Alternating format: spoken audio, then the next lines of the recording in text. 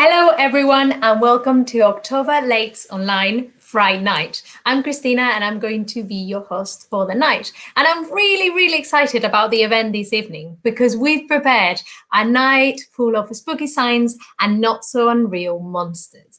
Now, first, we'll be talking with museum scientists and horror film fans about the science and nature behind horror films. And then at 8:30, we'll test your knowledge about horrific nature in our quiz. Now, I hope you're all ready for our full Fright nights and stay with us throughout.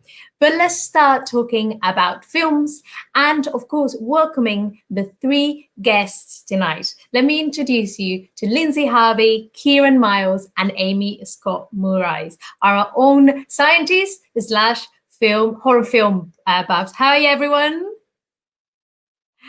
Hello. Now, guys, I've got plenty of questions about nature, science, and horror for you, but I'm sure our viewers will have questions as well. So if you're in your home and you have any questions for our scientists, don't hold back. Write them in your chat boxes, and we'll try and get through as many questions as possible throughout the night. But before we start quizzing our scientists about the knowledge of science, but also horror films, I want to ask them to introduce themselves, but also tell me if they have any favorite film that relate to the work at the Natural History Museum or the museum in general. So let's start with you, Lindsay. Can you tell us a little bit about your role at the museum and any favorite film related to it?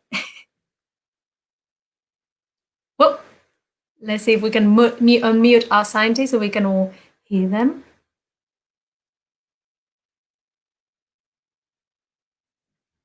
Let's see. In the meantime, we can start mime our favorite. I'll go first if Lindsay's still I'm Amy. I look after the museum's 3D surface scanning lab. I originally worked in computer graphics and in digital animation and then in marine biology. While Kieran and Lindsay are legitimate horror aficionados, my specialism is more in the movies that are so bad they're good. Fortunately, there's a really big crossover between the two, and we've got a great intersection there, and even all the sharks in. So that's who I am and the kind of horror movies I'm into. Thank you so much, Amy. Lindsay, should we go with you now? Yeah, I'm Lindsay. I'm an assistant curator in fossil mammals and in anthropology. Previously, I was an archaeologist, so I've worked in archaeology for many years in the UK mostly.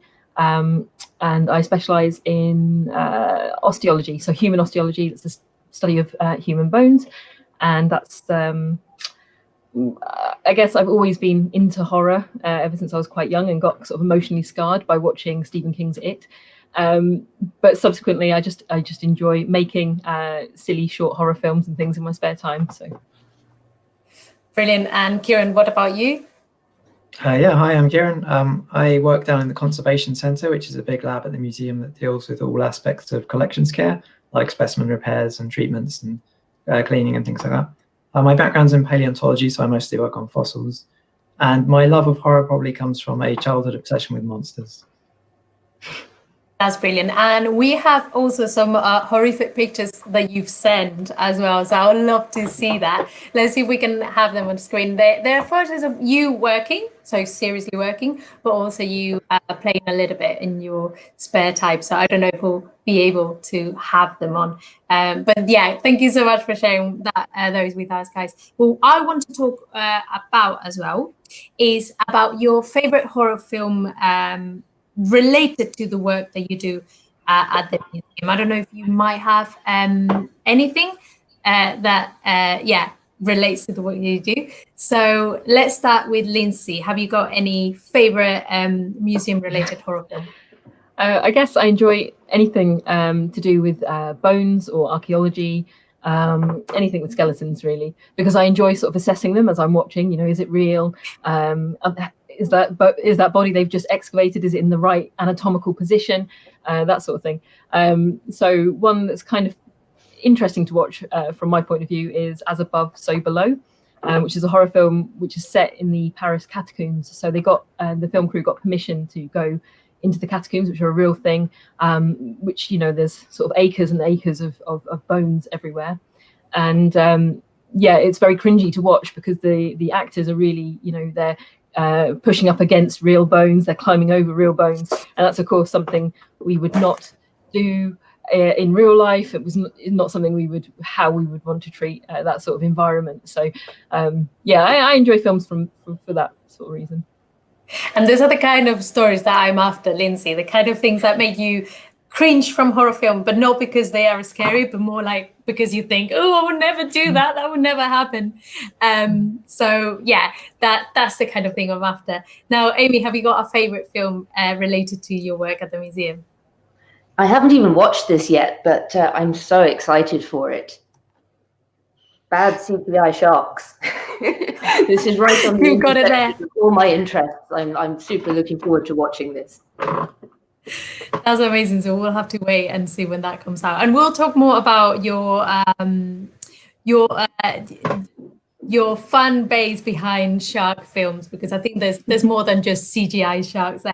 Kieran, what about yourself? My all-time favorite movie is An American Werewolf in London. It's pretty much a perfect 80s horror comedy, but it's not related to my work at all because werewolves have no fossil record to speak of. Yes. Yeah. At least that we know, maybe. No, we don't know.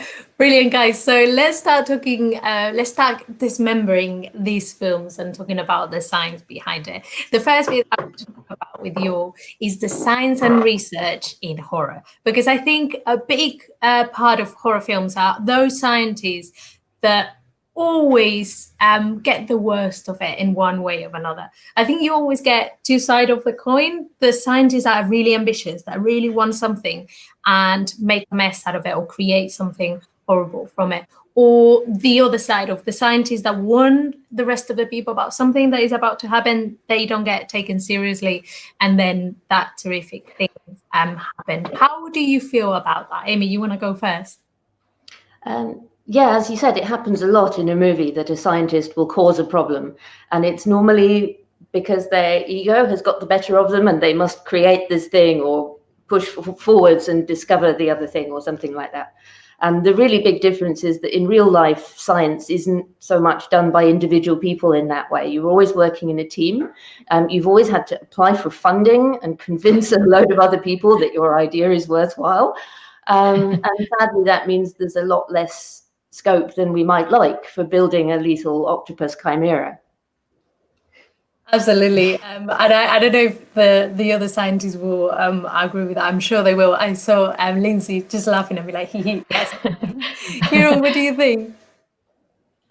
Yeah, I think scientists in movies tend to, horror movies at least, they tend to be the mad scientist type. And it's got a long, rich tradition that probably goes all the way back to 1818 with Mary Shelley's Frankenstein. Yeah, he's sort of kind of the original scientist who wanted to cheat the laws of nature and defy death, and of course ends up suffering for it. But yeah, there's also many movie adaptations, and probably the best is still one of the first, which is the 1931 Boris Karloff version, which is a Halloween classic. I suppose that's the classic Frankenstein monster that we can see over there. There he is. Of the monster there you go. What really strikes me in these kinds of films is that when scientists make a bad decision, it always looks like a very bad decision. So sometimes even if you're not a scientist, you can tell. It's that kind of thing of like, you're like, don't touch that. We know that if you touch that, that's going to be a problem. Maybe don't put your hand there. Maybe don't read that scripture in that area because something bad can happen. I don't like, that's not something that happens in real life, right? Scientists need to be a bit more careful, or is it? I wouldn't be so sure of that. So I worked as an archaeologist for a long time, and we do something in the field called the taste test. So if we find something and we're not sure what it is, you know, whether it's a piece of stone, whether it's a piece of pottery, piece of bone, we might pick it up and tap it against our teeth to see if it's to see what it's made of. So obviously stone will feel a lot harder than something like pot, which is obviously porous. So I wouldn't put it past a real life scientist to do something slightly stupid either. Okay, that's fair enough then. I think that is yours. Is that a tooth? Lindsay? Or Yeah, so that is one of mine. So that is a piece of stone. It's just a stone, but it looks very, very like a human third molar with the root at the bottom there. You can see it's really convincing. But it's just a stone, and there's no mystery to it. Yeah, I've definitely read aloud inscriptions in crypts in the dark. So yeah, I wouldn't put it past real life. Oh God, you have to be brave to do that though. Now, another thing that I think we see in films a lot is scientists being in isolation, then going crazy, or something bad, or them having to actually, more of a fight against some like psychological horror as well as the actual horror. You see them stuck in Antarctica, in The Thing, for example, or in the sea depths, or in the space. Those really, really isolated things. I think, Amy, you've been in that kind of environment, haven't you? You've been isolated in a research cruise ship? I've been on a few marine science research cruises, and cruise is the worst possible word for this. It's very, very hard work indeed. They're a very intense situation. So you're not getting much sleep. Your equipment might fail that you might have built yourself out of string and things lying around. Your whole PhD might be depending on getting good data from that small opportunity to be at sea. And you're working very, very closely with a small group of people. You've got no outside contact, no email, internet, phone, or anything. So it's demanding physically, mentally, and emotionally. And that's if you don't get sick. And people do go a bit strange together. You can see the picture on the left is my colleague and I diligently working away at our underwater fish scanning project. Not very long later, the picture on the right has us making not work safe puppet videos using groups, and that was only a 2-week cruise. That wasn't very long at all. So you can imagine, like in a polar research station or something like that, where people are spending several dark, difficult months together. It's like that, but even more so. And it's not surprising that writers and filmmakers have realized this is an amazing setting for all sorts of drama and weirdness, like monster horror, and also, as you say, psychological horror. I can absolutely see that. Absolutely. I mean, I can imagine that in Antarctica or in the space, instead of a puppet book show, they'll get, like, rather than a half-an-hour puppet show, they might get a whole 2-hour show or something like that. But yeah, that's a really good example, Amy. Thank you so much. Now we're getting really good questions and comments from our viewers. So Sama Kane on YouTube just said, something that I think you'll relate to. They just said, I just wish the person who demands there is a rational explanation for things doesn't get eaten.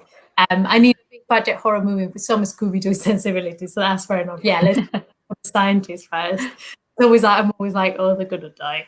But yeah, we'll see. And we also had 2 excellent questions. So we have a question from Daniel Holmes on YouTube. I think this is for the 3 of you guys. What would be the worst animal to get stuck in a spooky house with? So, Kieran, do you want to answer that first? I guess it's a toss-up between Scolopendra. It's a big centipede, really scary-looking thing, really nasty venomous bite. But there's also this gliding mammal called the colugo. I don't know why, I just find it really creepy. It's just kind of like a square of skin with a face. And it just sort of, I can just imagine it sort of wrapping around your face, and not very nice. There you go. You like a face hugger. Yeah. Lindsay, what would you think yourself?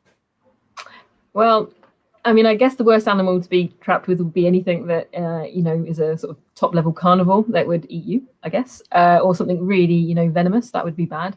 But probably just another human, because humans obviously are the worst. So that's probably that. That's true. I mean, loads of horror films are just humans killing humans. Yeah. I mean, fair enough. Amy, do you have a worst animal to get stuck? Yeah, same. I'm going to say that one human who says, let's split up. No, let's not, actually. No, it's a bad idea. Right, and another question, I think for Kieran and Lindsay, who are working on paleontology, it's a question from somebody on Facebook. They're asking, any special precautions when digging up bones in the field? Anything that you would tell people to do when they're digging bones in the field? Kieran? Well, most of the bones I work on are much, much older than the sort of things you might get pathogens off, which I'm sure Lindsay might be able to talk more about. But having said that, fossilized bones can have a surprising hazard, which is some of them are radioactive. So, for instance, if you went to America and dug up dinosaur bones from the Morrison Formation, or even in Tanzania, the dinosaur bones coming out of the ground are giving off a faint radiation. It's quite important not to be breathing in that dust or handling them too much or too often close to your body. So yeah, that's a hazard some people might not consider. And I don't think there's a film about that. So there you go. Any filmmakers? Yeah, that radioactive, really old bones. Lindsay, what about from your archaeology perspective? Generally, it's not too exciting. There aren't very many hazards other than what you would normally find on any kind of normal building site or something like that. It's very unlikely that any modern pathogens of any nature are going to affect you, although there'll be a risk assessment. So if you're going to be dealing with, say, human remains that haven't fully decomposed, you might have some wet material, and that might have different hazards depending. But somebody will always have thought about that in advance, and there'll be a risk assessment. So it tends not to be quite as exciting as in horror films, to be honest. So even though we're talking about tapping rocks in your teeth and things like that, there's always a lot of care put in the work that. Yeah, and I would say don't put things in your mouth if you're not relatively sure of what they are. That's my that would be my official advice from that. Brilliant. We had another question coming in, but I'm going to let you think about it, and I'll ask you a few other questions about it. We had a question from Andy R from YouTube. They are asking, as scientists, you're scientists, I assume you are naturally skeptical, but have you ever had a spooky experience you couldn't explain? Now, that's the tricky question, so I'll let you think about it. You might not have, but you might want to think about it, because I want to move on horror inspiration, which I think is a really big part on horror films, how artists, filmmakers and scriptwriters take inspiration from nature. And it's undoubtedly something that happens.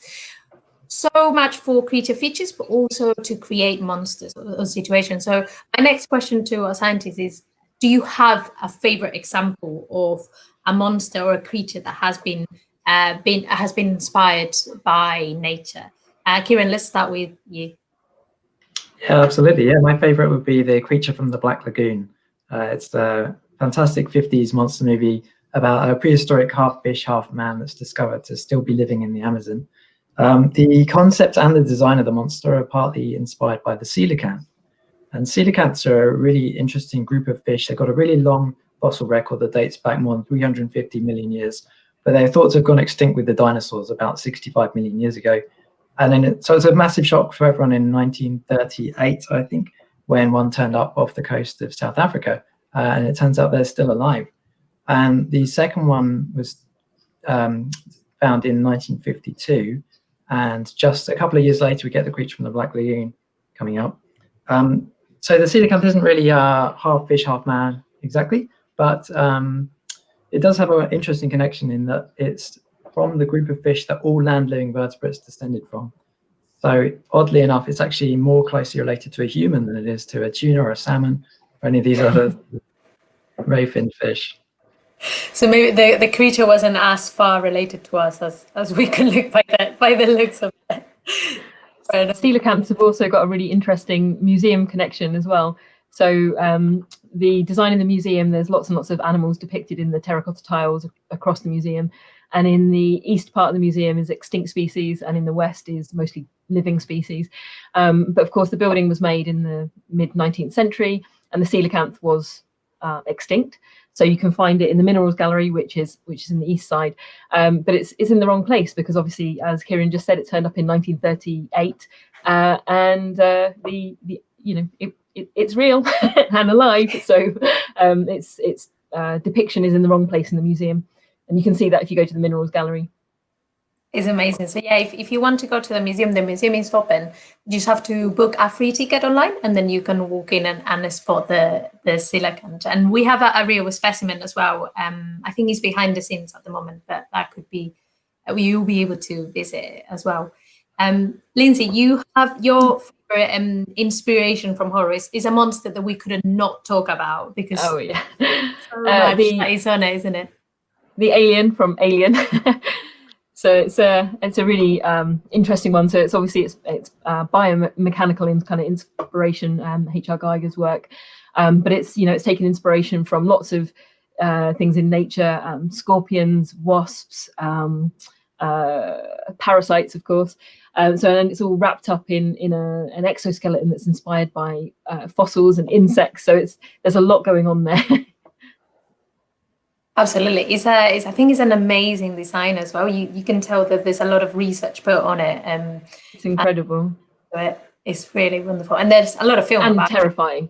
And terrifying, absolutely. Now, you might have given some clues about some of the questions that we will be asking in the quiz afterwards. So, yeah, keep an eye out for what Lindsay has said, because in the quiz that we will start at 8:30, there might be a question related to the alien monster. So stay with us if you want to find out more about that. Now, we've seen two really good examples of inspiration from nature. Definitely, I knew a little bit about the alien monster. It's so iconic. But I didn't know about the creature of the Black Lagoon. I'm sure, though, that there are also examples of bad inspiration, like what's going on in there. And you being scientists, I bet you have the eye for it. Amy, I think you've got a really good example about that. There's so many examples of this being done badly, and loads of them make for really entertaining movies. I love them. But one of my favorites is Sharktopus. So unlike the creature from the Black Lagoon, which is based on what was breaking science news at the time, or like the real biomimetic elements from the Alien design, Sharktopus is nonsense. It makes no sense on any level at all, but it's so cute. I love it, and they're great terrible movies. There's the whole series, of course. There's the perennial question, the mystery about Sharktopus. Let's see if we can have it on. Food comes in, food comes out.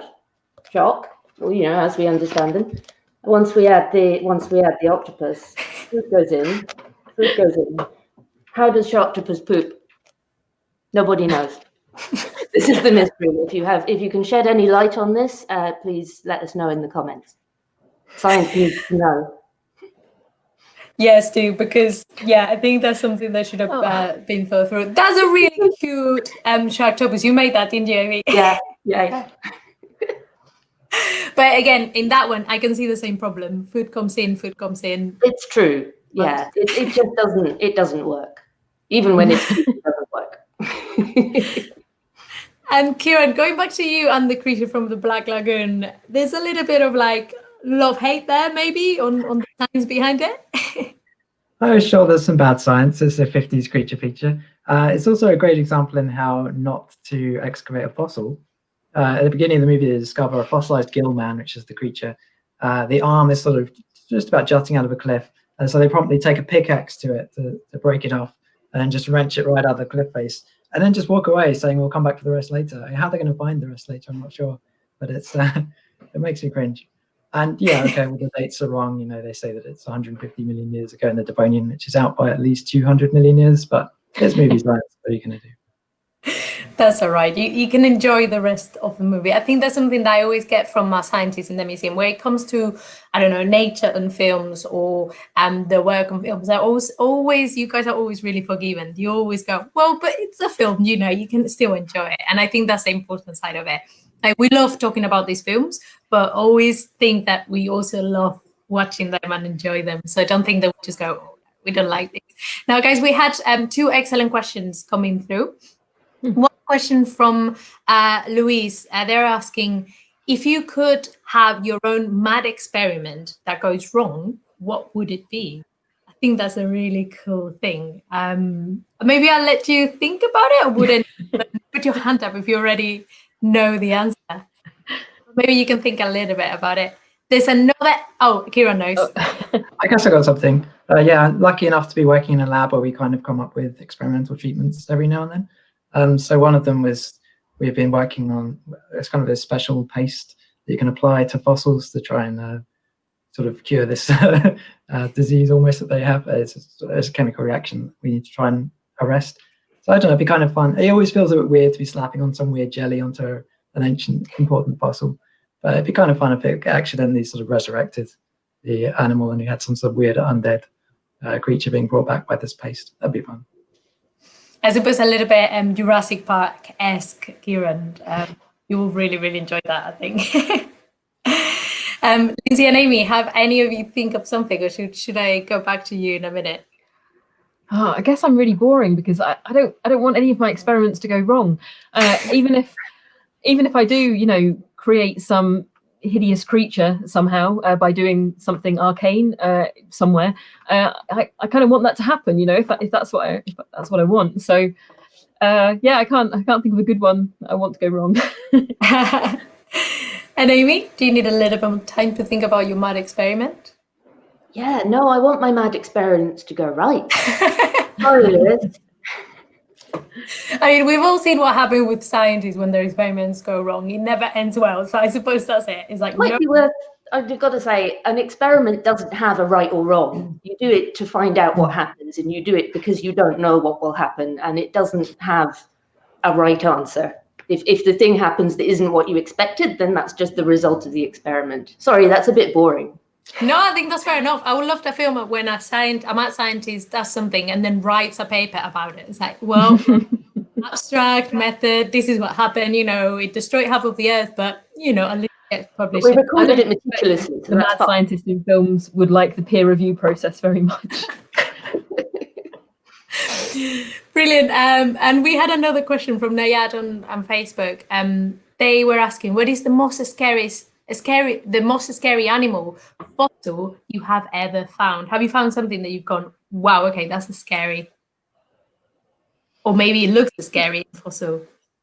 Yeah, I got one. I found a fossil tooth from a Metriorhynchus in the Oxford Clay in Peterborough. It's a marine crocodile. They're not really, there's nothing like them alive today, that they would have been really bizarre sort of marine predators. Really beautiful, but I probably wouldn't want to be in the water with one.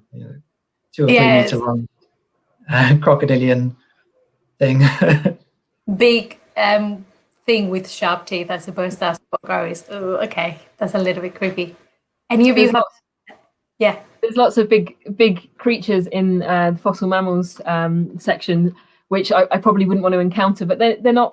Well, some of them are, but a lot of the really biggest ones, they're grazers, so they probably weren't gonna hurt you because they're probably mostly interested in vegetation.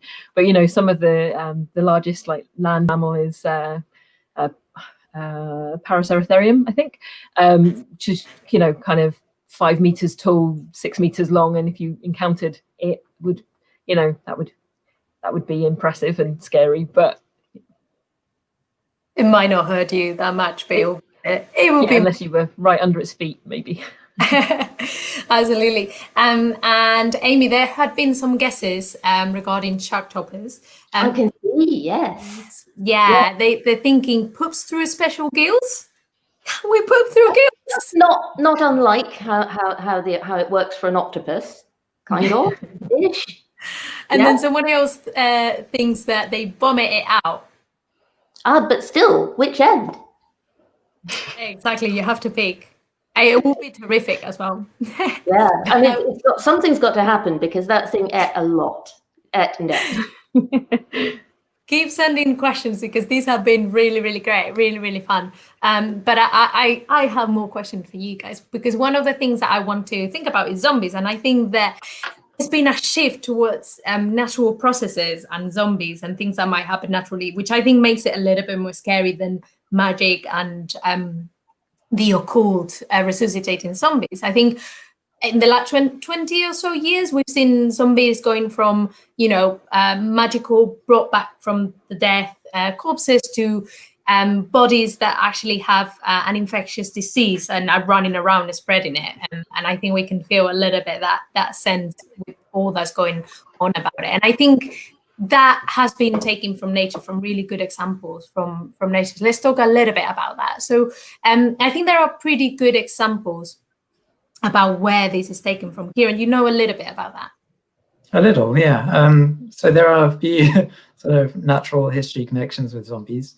And actually the voodoo sort of zombies you were talking about, even those, the idea was that sort of evil sorcerers on the island of Haiti would be creating these zombies using a sort of zombie powder they mix up to induce a sort of death-like trance, and then they turn people into these mindless slaves.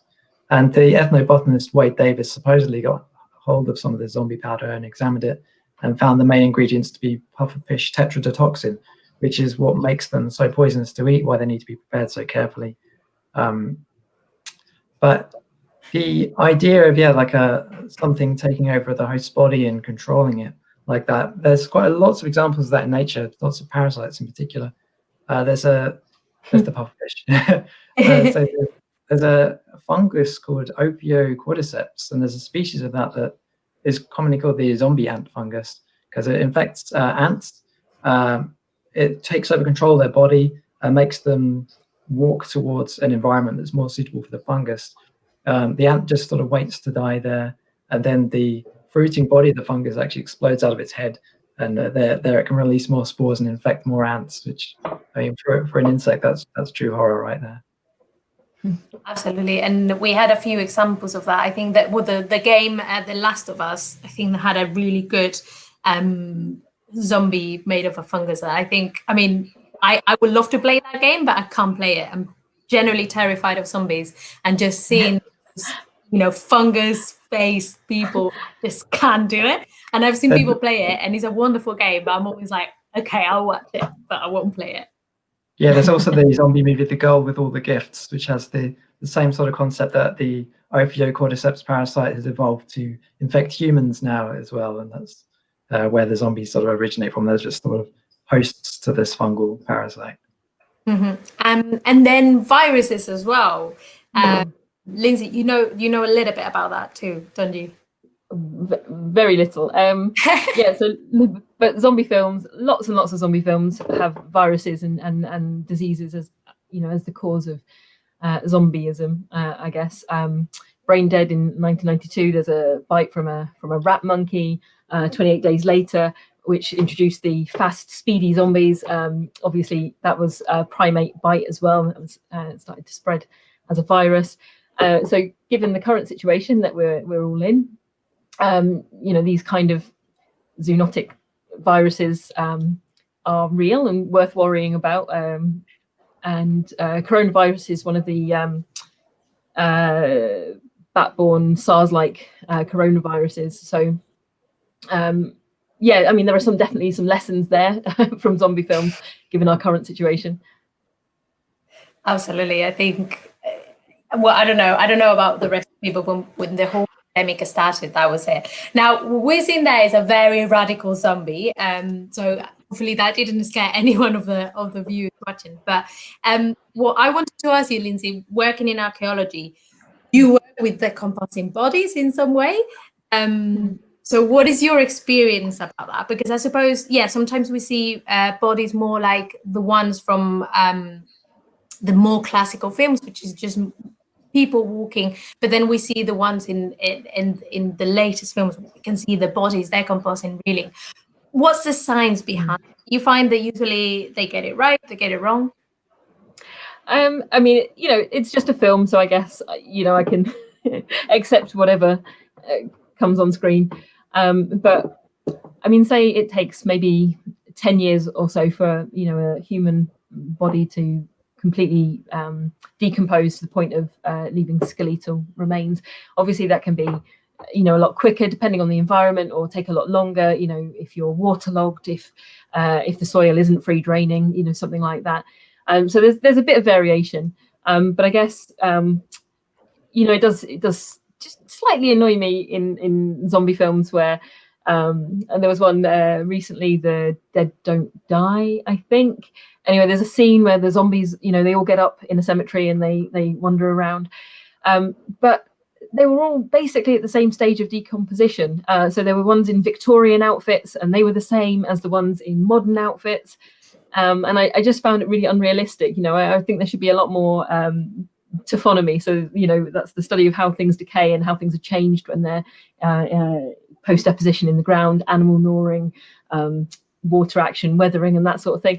And I just don't think zombie films take weathering into consideration enough. I think that's also something that you would think, that that corpse has been underground for like 100 years, and that one is wearing, I don't know, a fluorescent half coat. So surely there's going to be a difference there. But I suppose, yeah, it's down to, you know, when I make my blockbuster zombie film, you know, I'll take that into consideration. It'll be very scientific. Those are the real life things that we would study looking at any kind of bones, really, is the sort of the depositional environment, how long they've been there, the you know, the signs that you can pick up from really analysing bones, and that sort of missing from quite a few films. Absolutely. Now, guys, we had another excellent question coming through from somebody watching from YouTube. They're asking, and you'll have to think about this a little bit as well, so I'll let you think about it. But if you were in a horror movie, how and by what would you like to be dispatched? And what you think, I'll give people my answer, because I've actually thought about this beforehand. I always expect myself to be in a zombie movie because, as I said, I'm generally scared about zombies, and I would just want to die first. Like, honestly, I'm either patient zero or I kill myself at the beginning, because I wouldn't be able to deal with it. I can't run, I can't defend myself. I would really die. And honestly, yeah, either patient zero or I kill myself. That's it. That's what I'm doing. What about you guys? Have you ever thought about it? I'm going to say a shark, because you can just cut your way out again. I've seen this heaps of times. That's how it works. Brilliant. Kieran? I'm going to go death by vampire, because you've always got the opportunity that maybe you'll come back as a vampire and then you get to party all night. But not as a werewolf. Or a werewolf, that'll work too. Lindsay, do you have one, or? Well, I guess it's just the same thing. I don't want to, you know, be killed by anything. I'm going to be the survivor. I'm going to, you know, go on for many years, you know, killing zombies in really cinematic ways. I'm going to find myself a castle that I can, you know, protect against the undead. And you know, yeah, that's my vision of a horror future. So.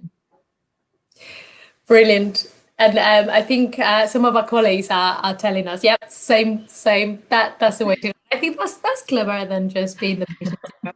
But I'm just resignated to that. Another question from YouTube. I think this is for Kieran. Looking at it is as looking at yourself as a scientist, how plausible does Kieran believe the various characteristics of lycanthropy, so werewolves, could be if considered as the symptoms of some national disease or condition? Do you think that could also be a disease? Yeah, I can't talk much about the psychology, but I know there's sort of conditions supposedly called clinical lycanthropy, where people believe they're turning into a wolf. In terms of the physicality of it, it couldn't really work at all. Nothing in nature really transforms backwards and forwards from one state to another. There's some metamorphosis where something will change shape entirely, but it's usually a one-way transformation. And wolves and humans, although we're both mammals and we have a common ancestor, we're not really, we wouldn't really revert to that wolf, because it's just not in our own sort of lineage, if you see what I mean. I guess it'd be more likely that we would revert to some sort of, you know, Neanderthal-esque beast man, I guess. So unfortunately, I don't think werewolves is realistic at all. It just happened to be my favorite monster. A really cool monster. Now we get into the end of the show, but I think we had really cool questions coming from our audience, and I really don't want to finish without talking about creature features, because they're a big thing in a big side of the horror genre. All the monsters are based on actual animals that suddenly come and attack humans, and there's many of them. But do you guys think that creature features can actually affect the reputation of animals and the status of nature? Let's see, the first thing that comes into mind is things like films about sharks or arachnophobia with the features. What do you think about that? Amy, do you? Yeah, I think there are loads of animals with undeserved bad reputations because of how they're shown.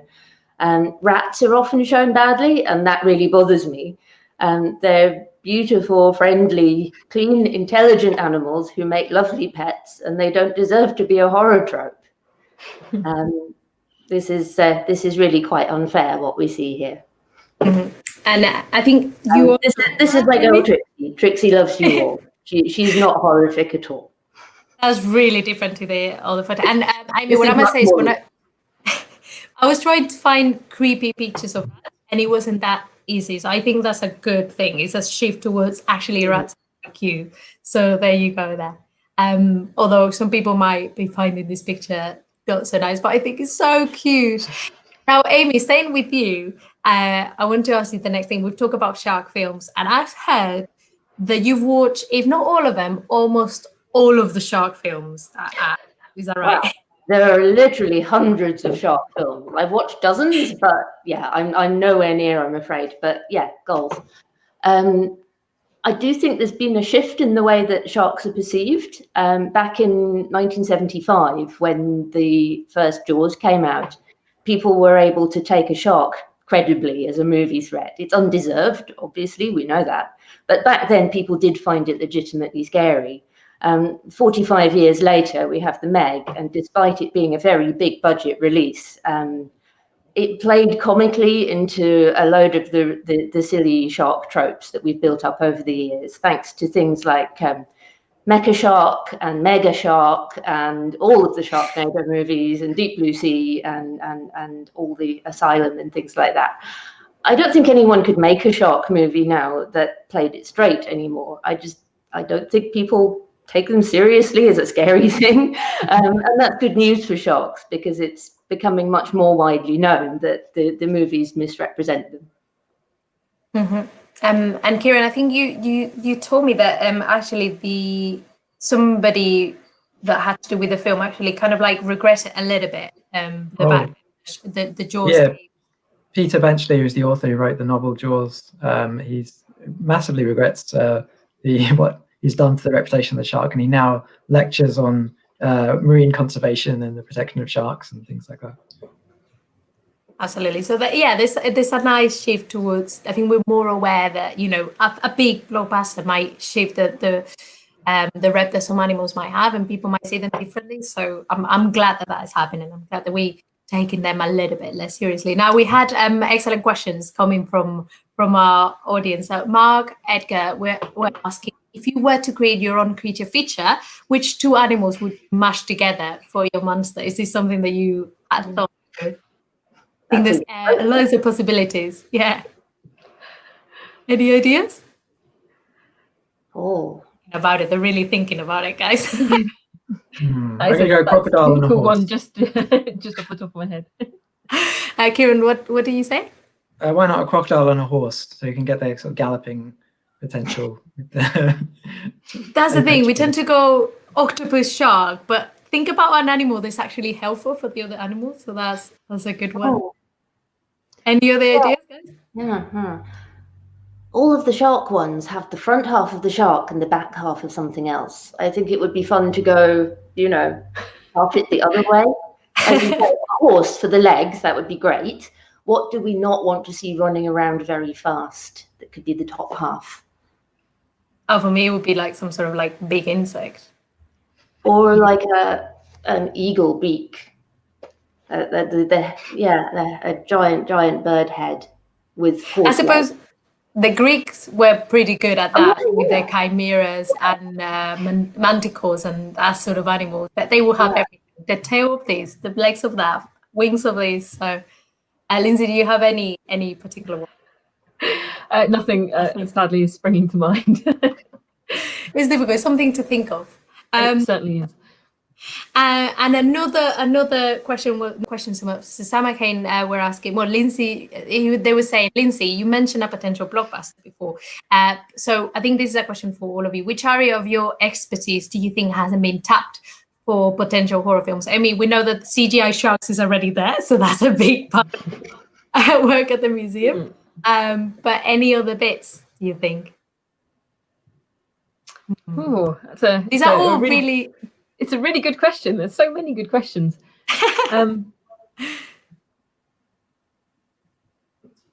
Is it? You can think about it, and then. Yeah, I think I'll have to think about it. We get in. With I don't know if you've seen. There's a beast of a fish on the wall at the Natural History Museum, a fossil fish called Xiphactinus.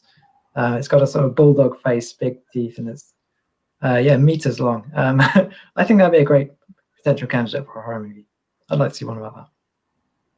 There you go. So another extinct animal. I think bringing extinct animals to life that are not dinosaurs, I think that will be a good thing to do. I think the dinosaurs are the worst, but you haven't seen the fish. So there you go. And in fact, we get into the end of the show. So one of my last questions was, have you got any horror stories from the animals and plants and fossils that you work with? And I think, Kieran, you were going to mention that fish in particular, but also a more realistic horror story that actually brings nightmares to you at night. Well, yeah, I mean, the real horror for someone who looks after fossils is the horror of pyrite decay. A sort of chemical reaction that can affect fossils and cause them to crack and crumble and ooze sulfuric acid.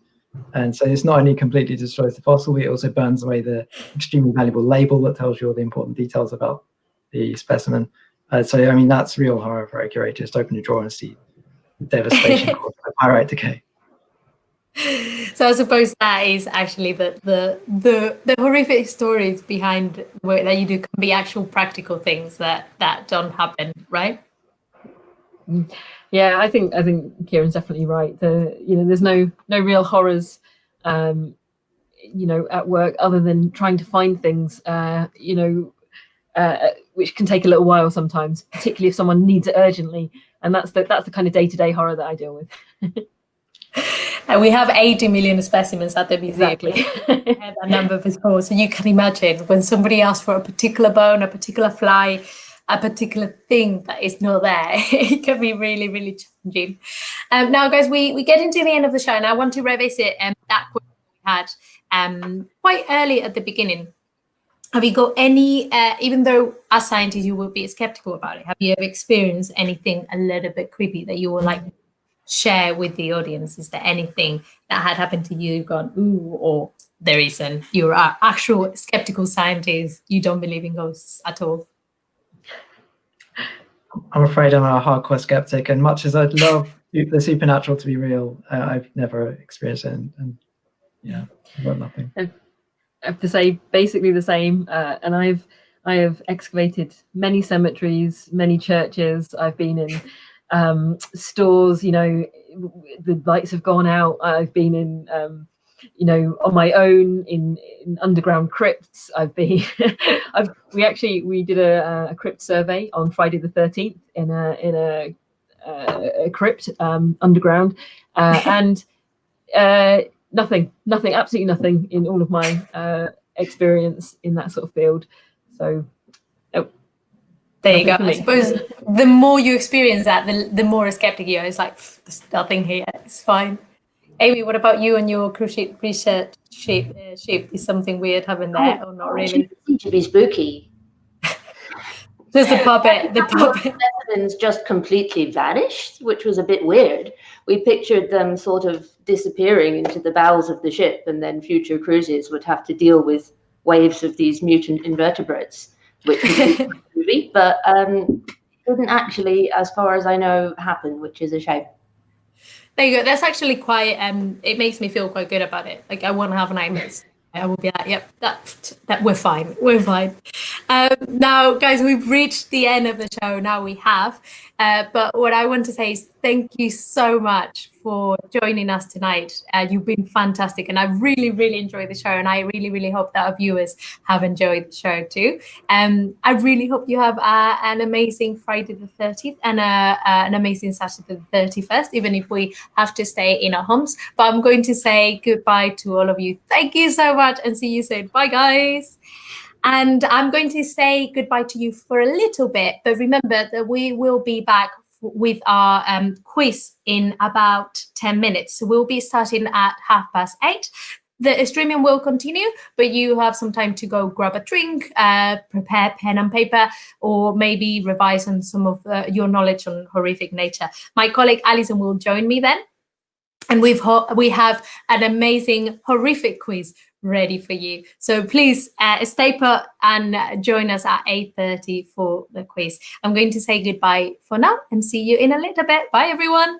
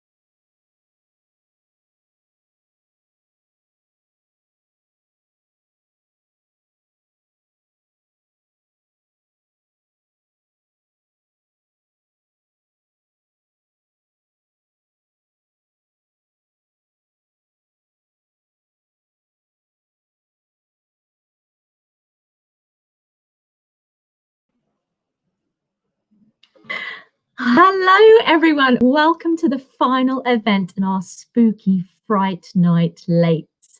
Now, if you're not yet suitably creeped out from our panel discussion earlier, we now have a horrifying quiz to test your mettle as well as your knowledge. I'm Alison, and let's say hello also to Christina, who's going to be our fellow host. Hey, Christina. Hey, Alison. Nice job on the panel discussion. That was so much fun.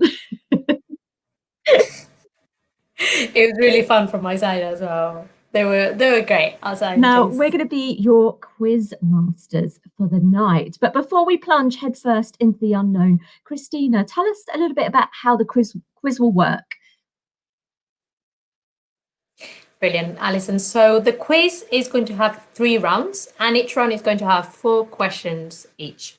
So we will have a total of 12 questions. Now, each question will give you 1 point if you get it right, except one that will give you 4 questions if you get all the questions right. And there will be a total of 15 points at the end of the quiz. Now, to make it a little bit more dynamic, we are going to tell you the questions of one round, and then we'll give you the answers of that round after the round, and then we'll go on to the second round. What we're going to ask you is that to keep this fun for everyone is that you don't give any answers in the chat. Either write them down or keep them to yourselves, because that way everyone can participate and now everyone can get a chance of getting the questions right or wrong. You might try to trick people, but actually just don't give the answers in the chat. Now, also, what we're going to ask you is to not look up questions on Google, although it's up to you and your pride. So you can do whatever you want. And what will be also great is to hear your team names. I'm sure that you can come up with some spooky names and send them through via the chat, and we'll pick our favorites if there are any good ones. Also, even though this is a horrific nature quiz, we haven't picked any nasty images. If there is anything that can be a bit sensitive, we'll let you know. But all the images are pretty friendly and happy. And I don't think I'm forgetting anything, am I, Alison? No, I think that's got it covered. So I think we can dive in with our very first round. So round 1 is creature features. So these are questions inspired by all of those fearsome animals that you see in monster movies, like the ones we talked about earlier. Now, I am a huge fan of the film Jaws. It's fantastic, but it doesn't paint a great picture of sharks. Now, regardless about what some films might want you to believe, sharks are not ruthless predators waiting for reckless surfers to fall off their boards. In fact, deaths caused by sharks per year are far fewer than you might think. And only a small percentage of those are from unprovoked attacks. So, for 1 point, can you guess which of these things causes more deaths per year than sharks? So is it A, taking a selfie? Is it B, a toaster? Or is it C, box jellyfish stings? So which of these causes more deaths per year than sharks? Tricky, I think. There's some strange options there. So let's see what people think. Yeah, we'll see what people think. No posting answers, remember. Exactly. I'm going to move on to the second question of this round. Now, this is about giant tentacles, which are definitely the stuff of not only sailors' nightmares.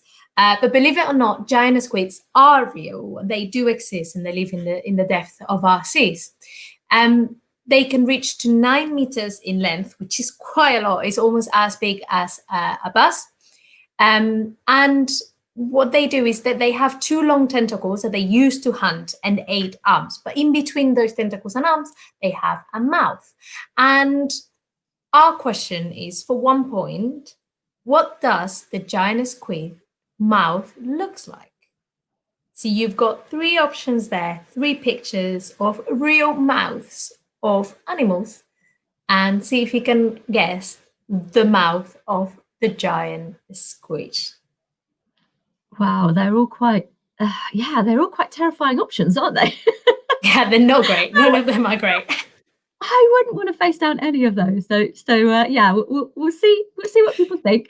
And just before we go on to the next question, we've had a great team name come in already. The Fighting Tentacles, very relevant to this one. So nice one. So let's have our third question of this round. Now, B movies, they are some of my favourites, especially if they have giant bugs in them.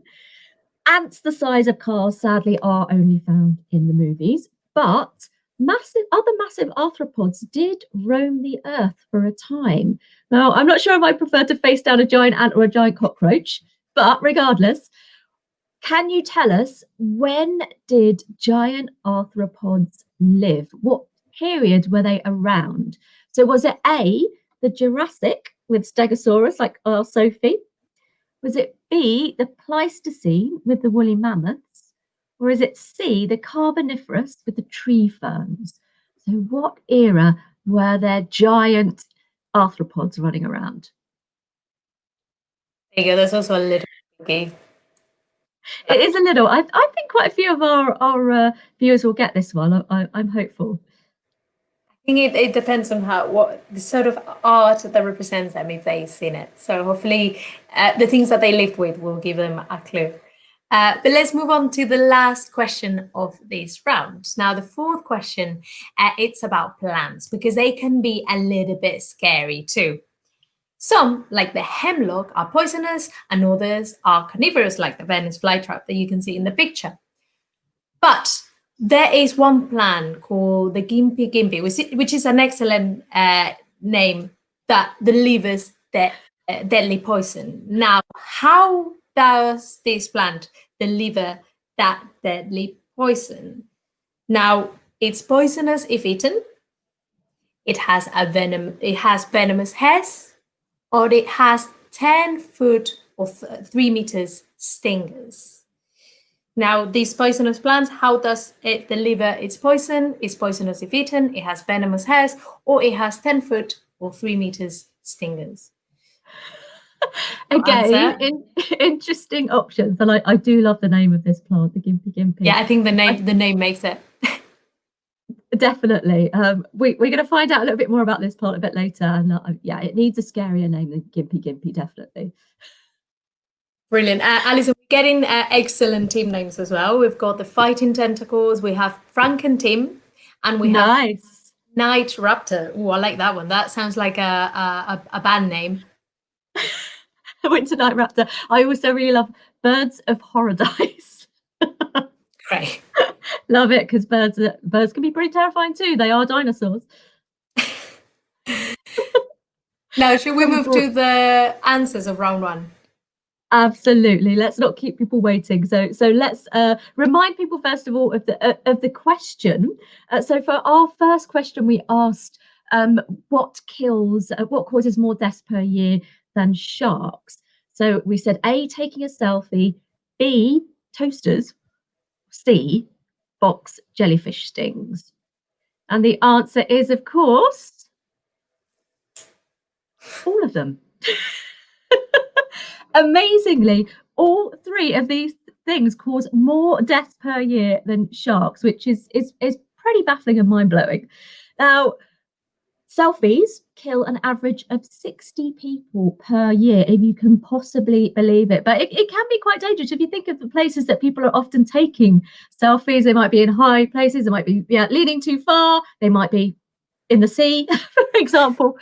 It can be hazardous. So yeah, 60 people per year are killed by selfies.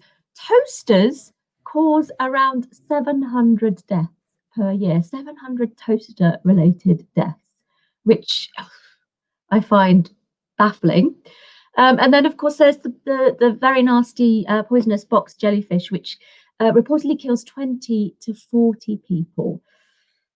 Nasty, very, very nasty, but not sharks. Exactly. So bad rep for sharks, but they're not as bad as they want to paint them for us.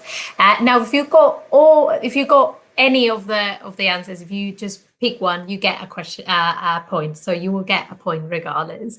Now let's move into our second question. Let's remember that it was about the giant squid's mouth. how does it look like? Now we have 3 terrifying options, but the answer to the giant squid's mouth is number C. Z. Giant squids actually have a beak between the tentacles. There's that one there. Now, believe it or not, they will hunt the prey and hug it between the arms and tentacles, and then it will start nibble on its prey little by little. So it's a terrible death, if I may say. But the reason why they do that is because the brain, which is shaped like a donut, is wraps around their esophagus, so the throat. So when they swallow, they have to swallow small pieces of food, otherwise they can get brain damage, literally. So there you go, small pieces of food, so nibbling on the food. And you can see in the picture our giant squid, which we have at the museum, which is nearly 9 meters long. We have it in the basement. You can visit it through the Spirit Collection tours, which are not running at the moment, but when they open, they are absolutely worth checking out. It's very incredible to see it in the flesh. It really is. And they're such amazing animals, squid and octopus. They're just so bizarre and so brilliant. They've got 9 brains, and they can taste through their tentacles. Just absolutely amazing. And it's worth mentioning as well those other creatures that we saw in those pictures. So we had was a lamprey. Is that right? Mm-hmm. Yep. And B was a sea turtle's throat. All those spines inside a sea turtle, they have these backward pointing spines that they use to kind of trap their prey and move it down their throat, because they eat slippery jellyfish. So again, amazing animals. But let's give our answer to question 3, which was about those giant arthropods and when they were roaming around the planet. And the answer is the Carboniferous. It was C, of course. So way back, there were in fact massive, in comparison to today anyway, they were massive scorpions, about 1 meter long.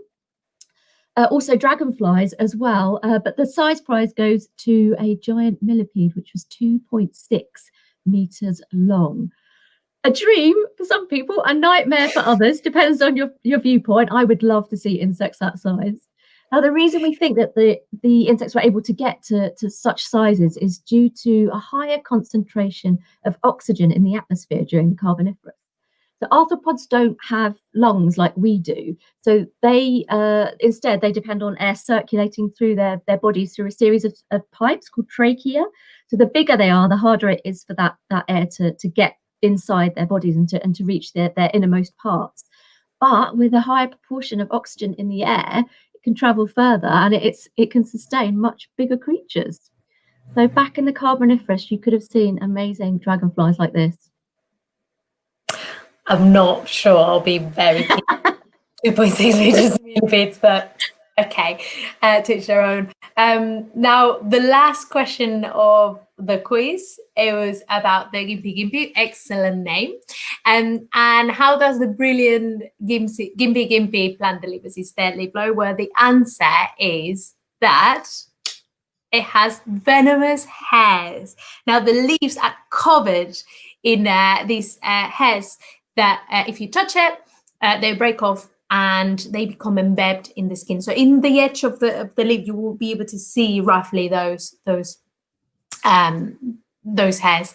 Now, the venom is a very strong neurotoxin, which means that it damages nerve tissue. So victims of this plant reports that the gimpy is like being burned by with hot acid and electrocuted at the same time. So there you go. Pretty painful. I would really pay attention to these. Now, minor sting can last for hours to days with increased heart rate, and sweating. So really, really bad. And pain can last for months if you really, if you had a severe encounter with this plant, and it has even caused a couple of deaths. I'm tempted to not tell you where you can find this plant, but I think you'll probably guess. It's Australia, where most poisonous things come from. So you can find it in the rainforest of northeast Australia. So if you go there, be really careful with plants, not only with the insects that you can find there. Absolutely. Even the plants are out to get you. And we don't tend to think of venom of plants being venomous. Poisonous, yes, but not venomous. But then you think about the nettles, and these the gimpy plant is part of the nettle family. So those nasty spines are horrible. But it needs a scarier name to keep you away from it. Something like the searing spines of death plant, that would work, I think. And talking about serious names, we've got a couple more coming in. We have the brightest jack-o'-lanterns. I like that one. It's pretty beautiful. The vampire bats, classic. Cadoxurus. And a team from Belgium called the Skeleton Squad. So we've been watching international. And then I think this one is really good. Mites of the Quizzing Dead. That's fantastic. That's beautiful. Well done. Thank you so much for sharing. And also let us know what your scores are as well as we go along. We'll be doing each round, giving you the answers. So let us know how you're doing as well. So post your scores in the comments. We'd love to know how you're getting on. But Christina, let's move on to our second round. Yeah, now second round, we're going to be talking about monsters, or sort of monsters. Now the first question comes from Count Dracula to the Dark Caves. Bats are often associated with horror. But what is scarier than a bat, I think, is insects in the faces of bats, like in the one you can see in this picture. Now, this picture is part of the Wildlife Photographer of the Year exhibition this year. So if you want to see it in the flesh, literally, go and visit an exhibition, because it is pretty shocking. Now, what I must say is that the insects are really peaceful, and what they do is just make the body of the bats their home, and they eat the poo. So nothing to worry about them. But our question is, can you tell us what kind of animal this is? Is it A, a spider? Is it B, a fly? Or is it C, a grasshopper? So can you guess the kind of animal that will live on a bat? And I didn't give a clue there. So yeah, is it a spider, a fly, or a grasshopper? I think you'll be surprised. Good question. And just before we move on to the next question, we've got some scores coming in already. So lots of people getting 3 out of 4, a couple getting 4 out of 4. That's fantastic. And quite a few 2 out of 4s as well. So well done, guys. Let's see how you do on the second round. So let's move on to our second question. Now, tourists often come to the Natural History Museum asking where the mummies are. And we, of course, have to send them to the British Museum. However, even though they are not often displayed in the public galleries, we do have some animal mummies in our collections. So for 1 point, can you tell us what animal is mummified in our collection? And we'll take a few answers for this one. So yeah, have a think. What animal might we have in our collection that is a mummy? What mummified animals? Yeah, we thought about giving you some options, but I think we want to make this one tough. Yeah, exactly. This is an adult quiz. Yeah. So while you think about that, let's move on to our third question of this round. Now, in horror films, we've lately seen zombies that are taken away from magic and the occult and closer to the natural world, getting the inspiration from natural sources such as viruses, parasitic worms, and notably the cordyceps fungus. This fungus infects insects and controls their behavior while slowly feeding from them. But a question is, for 1 point, what sort of behavior does this fungus provokes in its victims? So you could see in that picture an insect pretty infected by that fungus. But what does this fungus make them do? Now, we'll give you 3 options. Does it make it walk to race points? Does it make it eat each other? Or does it make it be really fast? So one of our answers, and think about what sort of behavior would a fungus want its victim to have. I am so glad we got a question about fungus in this, because they don't get enough credit often. And I love that there are now movies and video games that feature fungus like cordyceps. It's brilliant. It's really scary as well. Yeah, very scary. So let's see if our viewers get this one. I hope they will. I hope they will. But we'll move on to our fourth question, our fourth and final question of this round. And here is a beautiful animal. What a gorgeous animal this one is. On top of having a pretty creepy name, this is the goblin shark. It lives in the depths of the ocean, and this animal shares an ability with one of our favourite alien space monsters that we mentioned earlier, the xenomorph. It can shoot out its jaws to catch its prey. Now, we're not really sure that this goblin shark was the inspiration for the alien xenomorph, the creators of this monster, because it's not the only animal that has this useful hunting ability. So, for 1 point, can you name any other animal that can propel its jaws forwards when it's hunting or out of its mouth? Any animal that can propel its jaws forward to hunt. And again, we haven't given you any options. But if they were watching the show before, they should know. Because there was if you watched our panel discussion, I hope you were listening, because there was a very big clue there. And also, if they follow the Natural History Museum Twitter account, there was another clue around there as well recently. There was one of my favourite little films, which we might take a look at later. Brilliant. So, Alison, should we move to the answers of this round, see how people are doing? Absolutely. So these questions, we know they're a little bit tricky, but otherwise, where is the fun? So let's crack on with the first question of this round. Now, we were asking you, can you tell us what kind of animal lived on top of bats and feed from the poo? Now, we gave you 3 options: a spider, a fly, or a grasshopper. And the answer, believe it or not, and regardless of the look of the animal, is a fly. So what you could see in that picture is actually a fly. It's a flyless fly, but a fly nevertheless.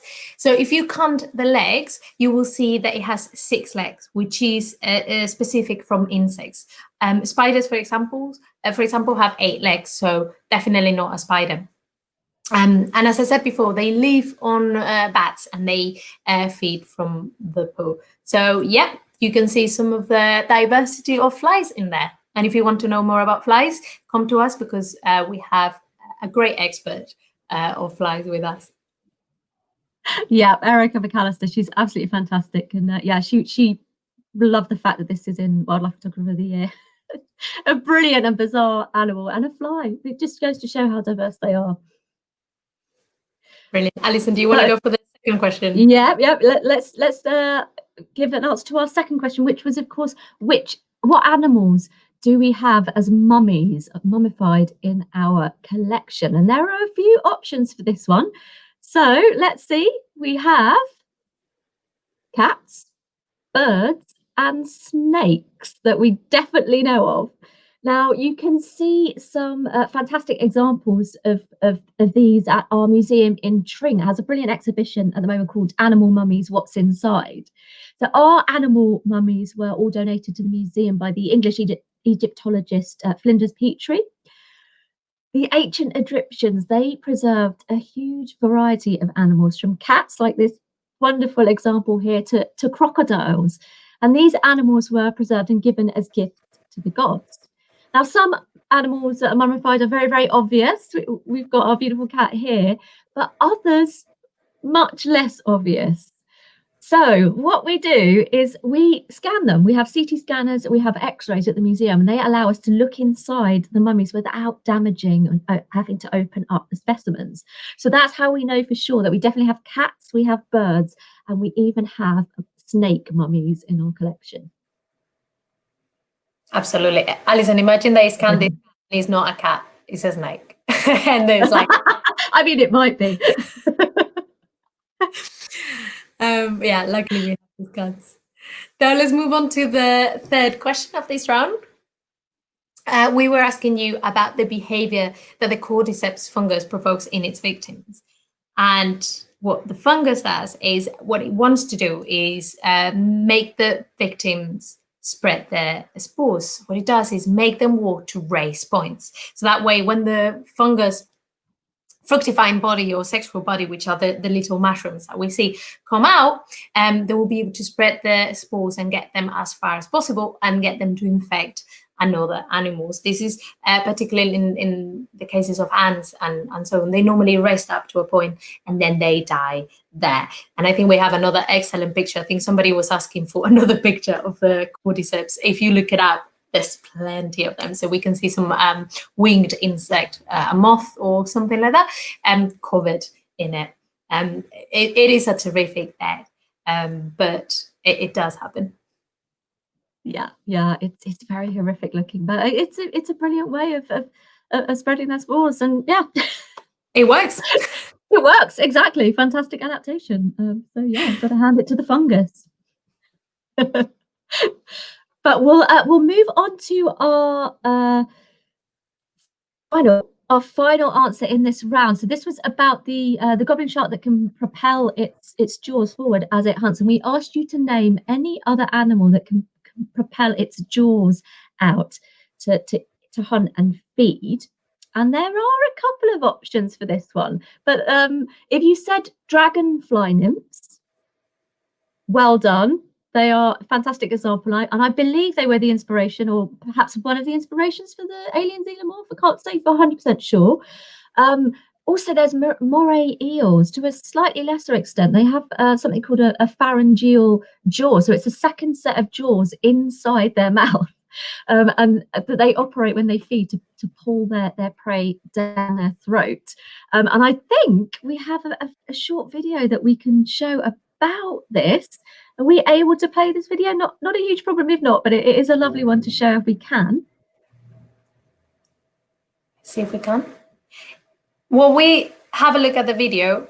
I don't think we can. I don't think we can. That's no problem. It's on our social media, and also it should be on YouTube as well at some point. It's a fantastic video about how the moray eels employ their pharyngeal jaws, and they're unique in the way that they do this. So congratulations! You can really see them coming out. Yeah, if you said dragonfly nymph, if you said something like moray eels. Bianca asked us, does a starfish count? Because they push their stomachs out to eat, which is absolutely true. Now, we did say jaws, but I mean, I would say really yes. Cool. It's a pretty cool fact. Yeah, it's a very cool fact. So, Bianca, yes, you get a point for that. Well done. So how are we doing? Let us know your scores so far. Pop them in the comments. We'd love to know.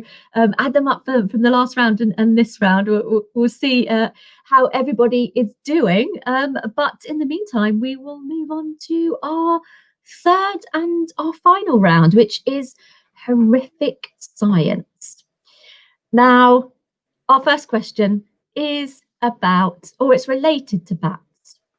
The bats have a bad and perhaps undeserved reputation, don't they? Most bats actually just eat insects and plants. It's only the vampire bats that actually drink blood, and in that case, they don't drink enough to actually kill their victims. Now, in order to spend some quality time at feeding, they have an anticoagulant in their saliva, and it stops the wounds that they create from closing up, and it also helps keep the blood they're feeding on nice and liquid. But for 1 point, what is the name of the anticoagulant found in vampire bat saliva? Is it A, heparin, B, draculin, or C, Van Helsingen? And I hope it's not C, because I can't say it very well. Van Helsingen. Which of those is it? We can call it Van Helsingen, which will be a fun anticoagulant. Yeah. What Christina said. And just while you're thinking about your answers, we've got some scores in. So far, we've got some good scores. We've got 7 out of 8 so far. 5 out of 8. Just Me scored a total of 6 out of 8. Some of us not doing quite so well, but hey, it's all to play for, guys. Keep going, keep going. Brilliant. And to keep adding point to your scores, let's move on to the next question. So the second question of this round keeps focusing on names. Now, what you can see in the picture is something called a bleeding tooth fungus. Very name, as you can see. And there are many other creepy names in nature. Some of them might be a little bit unfair, but, we're nobody to judge them. The scientists decide them, so they're there. Now, our next question can actually score you 4 points, because what we want you to do is match the creepy name to its organism. Now, the names are based on monsters and some occult figures from the occult. So instead of giving you the name, we decided to give you the monster. So in the next picture, you'll be able to see the organisms that we refer to at the bottom. So we've got 4, and you've got 6 monsters to pick from at the top. Now, there are a couple of red herrings there. So see if you can guess the organism's name from the monster. So have a good look at that. I think we should leave that picture up for a little bit so people can look. I'm not going to say anything to not give any clues, though. Yeah, these are really hard. So yeah, there are a couple of red herrings there. Oh, that doll's face. Thank you for the nightmares, Christina. I cannot have that doll. So they're scary. Okay. Oh, I hope I think this is tricky. I'm not sure It how is many tricky. people get this one. But yeah, kudos if you do. If they do, they get 4 points, even if they only get 1. Yeah, there are lots of points to play for in this one. So yeah, have a good look and see if you can match them up. Oh, very good question, Christina. Now, Alison, the next question is about one of your favorites, isn't it? Oh, I love this insect so much. Look at this beauty. It's absolutely stunning. It's called a jewel wasp, and they are undoubtedly beautiful, but their wonderful exterior hides some pretty extraordinary behavior. So they're a type of parasitoid wasp. They have a venom that they inject into their victim's brain, and it takes away its will to flee. And then this wasp leads its victim to its burrow, and it lays an egg on it. Now, for 1 point, can you tell us what unfortunate creature is the victim of this particular wasp, the jewel wasp? So we've got 3 options. Is it A, spiders? Is it B, cockroaches? Or is it C, crickets? Slightly tricky, this one. There are lots of types of parasitoid wasp out there, and they all have different victims, and it can be a little bit confusing. So we'll see how people do on this one. But yeah, amazing animal. They tend to be quite picky, don't they? Yeah, parasitoids do tend to be quite picky about what their hosts, what they'll feed on.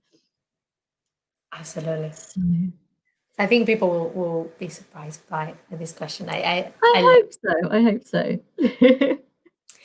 Now, last question of this round and last question of the whole quiz. Now, if you're a fan of sushi, maybe skip this question, turn the computer off, because we might be about to ruin your favorite food. Now, anisakis is a parasitic worm that can infect humans if they eat untreated raw fish. And that could be sushi. So one of the main symptoms, if you get anisakis, is sharp stomach pains. But can you tell us what causes this pain? Now, tell us why anisakis is painful to humans, and we're going to give you a few options. Now, the first option is humans are not its hosts, and they bite the stomach wall to escape. B is the adult worms have tiny spines on their skin that irritate the stomach lining. Or C, they reproduce so fast that they stretch the stomach, the amount of eggs. So there you go. Why does anisakis cause us pain? See if you can find out. I'm horrified by all of those options, Christina. I'm such a big fan of sushi as well. I think it's fine. It's only untreated fish, and normally this, health services really look into it. So of course. Good to know. But oh boy, yeah. Can't wait for the answer to this one. Wow. Oh, so do you think people have had enough time? Should we move to the final answers of our quiz? Yeah, yeah. I think it's enough time thinking about how can sushi harm you. So let's go into the next one. Yeah, let's move on. So, answers to our third and final round. So, our first question in this round was about bats. We asked you the name of the anticoagulant found in vampire bat saliva: heparin, draculin, or that word I can't say, Van Helsing. So the answer is, some people might be surprised, draculin. Which I absolutely love. The best name ever. And I imagine, scientists had some fun coming up with this one. It probably took them about 5 minutes. What should we call the anticoagulant from vampire bat saliva? But if you guessed heparin, I could totally understand why, because that is a type of anticoagulant, but not from bats. It was actually originally isolated from the liver cells of dogs. So it's draculin from bats. Very cool name. And from some fun names into some other names, some creepy names. So we were asking you to match the organism with its creepy name, or at least the monster that it comes from. So let's have a look at our options again. So we had a shrimp, another fungus, a plant, and a crab. So hopefully you guessed some of these. I'm tempted to ask people if they want to put some of the answers in the chat. But Alison, did you know any of these? Because there was one that surprised me actually. I knew the crab, and I also knew the fungusy one, but I didn't know the others. Okay.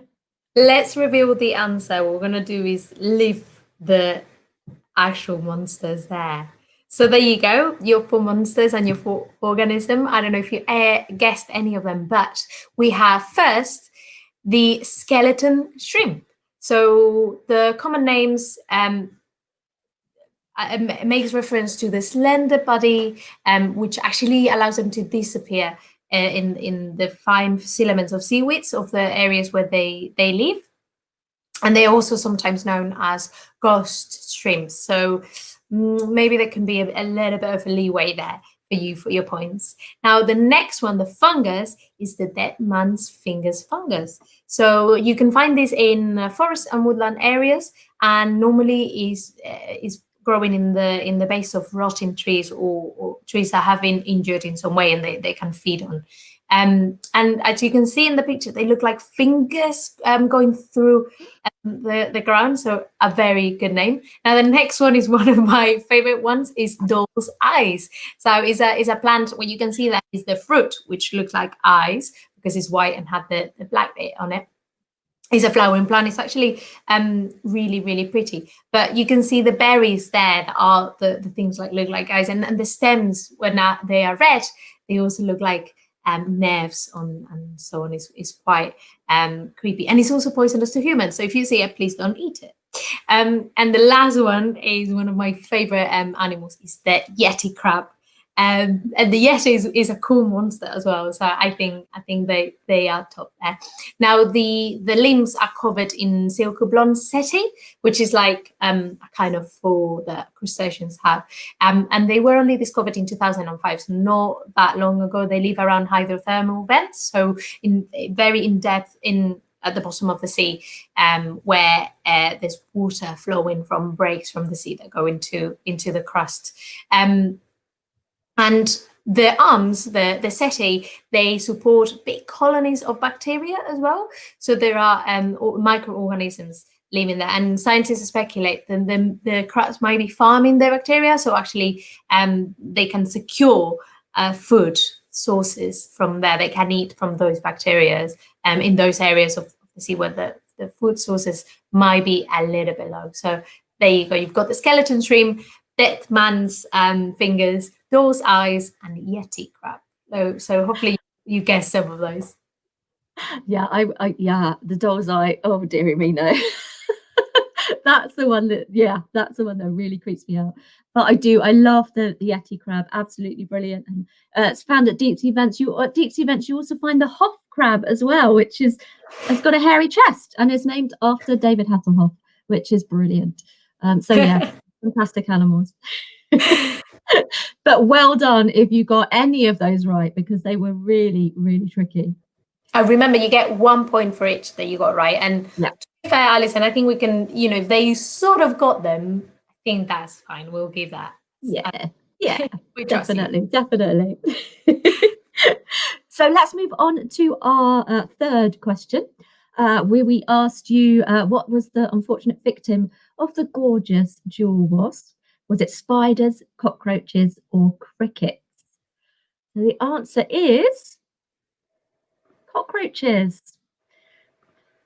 And I know they're not some people's favorite insects, cockroaches, are they? But it's pretty nasty what happens to them. So after stinging the cockroach with their mind controlling venom, the wasp sort of chews off the end of one of the cockroach's antennae, and then it uses that antenna as kind of like a leash to sort of guide its victim to its burrow where it lays its egg. And it also injects a venom that paralyzes the cockroach and slows down its metabolism. So it keeps it alive and fresh for as long as possible while its larvae is feeding on the poor cockroach. So yeah, very, very nasty. Beautiful animal. Interesting life cycle.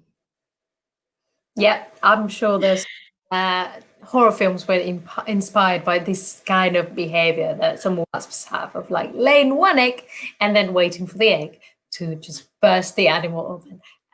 Yep, relatively familiar, and yeah, quite a nasty thing. But the wasp is beautiful, and I think there's loads of parasitoid wasps that are really tiny, really little, and they have amazing behaviors, and they're really, really amazing themselves. So yeah, worth looking into. Now, the answer to the last question of the quiz. So hopefully start telling how your scores are. But we were asking you, why is anisakis painful in humans? These parasite that we can get through eating untreated raw fish. Now, the answer is A. Now, humans are not the anisakis hosts, so they bite, the worm bites the stomach wall to try to escape in a very alien-like kind of like bursting through your stomach. Now, the reason why this happens is because, as I said, anisakis, humans are not hosts of anisakis. So these parasites reproduces by going through several life cycles in a series of different hosts. So eggs hatch into free-swimming larvae that are in the sea, and they get eaten by shrimp get eaten by fish, and fish get eaten by bigger fish, and then they get passed on dolphins and other cetaceans that might eat those fish. Now, inside of the dolphins, the adult worms mate, and then they lay the eggs, and the eggs come out in the dolphin's poo, and the eggs hatch again, and the cycle starts at once again. But what happens when we break the cycle by eating those fish, the parasites larvae find themselves in a strange territory. They don't know what to do. So what they're trying to do is escape and go back to the normal cycle. So it's a little bit like the alien monsters. As I said before, they bite through our stomach walls and try to escape. But don't worry, it's treatable. I think you just take some tablets and that's fine. So don't worry too much. And as I said before, hygiene controls are really, really high. So it's really rare that you will get anisakis by eating sushi from a restaurant. If you cook sushi at your home, I think as long as you freeze it beforehand, that's fine, but just follow instructions carefully, and you shouldn't worry about anisakis or any alien parasite might get into your stomach. Yeah, that I'm very glad you said that. We don't want to put people off eating their fish and their sushi. It's very, very healthy, and it's probably completely safe. But parasites are just amazing. They're some of my favorite things to study because they often have these incredibly complex life cycles. just brilliant, absolutely brilliant. But I am quite interested in how everyone has done, particularly with that last round. So do let us know in the comments how many you got and how many points you got overall as well. I'm really intrigued to see how well people have done. We've got a few scores already. We've got some 9s out of 15, 4 days in Feb. Yep, 9 out of 15. Just me got 5 out of 7. 5 out of 7. I don't know how they managed that. I suppose the last round with the 4 points. Oh, yeah, 7, yeah, of course. That's quite good. Yeah. But got 4 out of 4 in that round. So well done. Fantastic job, guys. You've all done brilliantly. There's some really, really tricky questions in that round, in that last round particularly. Fighting Tentacles got 13 out of 15. So congratulations. But honestly, however well you did, Just Me got 11 out of 15. However well you did, fantastic. We hope that you enjoyed it. We hope that you learnt something as well. I have learnt tons from working up this quiz with you, Christina. It's been absolutely brilliant. And yeah, I've really enjoyed seeing everyone's team names as well. It's been great fun. And I love the fact that you guys all took part so brilliantly. You got into the spirit of it. And it was a tricky quiz, I think. Some questions were there. It was. Them into it. So yeah, really, really good job. Excellent job. But yeah, excellent names as well. We had Aaron W. Eden saying that they only got 4 out of 8, but they're learning a lot. So that is all that we care about. We definitely learn so much through this. Absolutely. It's always good to learn about horrific nature. But we've reached the end of this quiz and the end of the Fright Night Lates. So thank you so much for joining us. I really, really hope that you enjoyed it as much as Alison and I did. It was really, really fun. And we'll be back next month at the last Friday of the month with our last Lates of the year. So stay in touch and keep an eye out for that one. We'll be announcing them shortly. But also, in the meantime, remember that we have Nature Live Online on Tuesdays and Fridays, and we have chats with our scientists about what they do at the museum, the research, and the amazing things that we can find around the museum and also around in nature. That's on Tuesdays and Fridays at different times. Check them out because they are always really, really fun. But that was all from us. Alison has now gone, but it was great to have her on for the night. And I love her outfit, I must say. So yeah, thank you so much for joining us. Thank you so much for all your comments, all your great questions and participating on the quiz. But that's all from now tonight. That was Fright Night Lates. It's been a pleasure. I've been Christina. That was Alison Shin. And we'll see you soon. Bye, everyone.